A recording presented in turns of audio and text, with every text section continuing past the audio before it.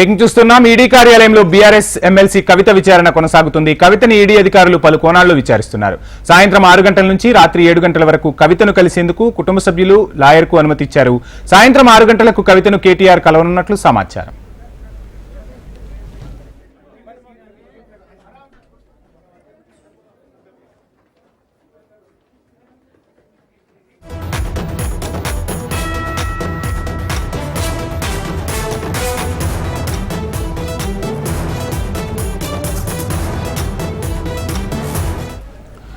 ED కార్యాలయంలో BRS MLC కవిత విచారణ కొనసాగుతుంది. కవితను ఈడీ అధికారులు పలు కోణాల్లో విచారిస్తున్నట్టు తెలుస్తుంది. సాయంత్రం 6 గంటల నుంచి రాత్రి 7 గంటల వరకు కవితను కలిసేందుకు కుటుంబ సభ్యులకు లాయర్కు అనుమతి ఇచ్చారు అధికారులు. ఇక సాయంత్రం 6 గంటలకు కవితను కేటీఆర్ కలవనున్నట్లు సమాచారం.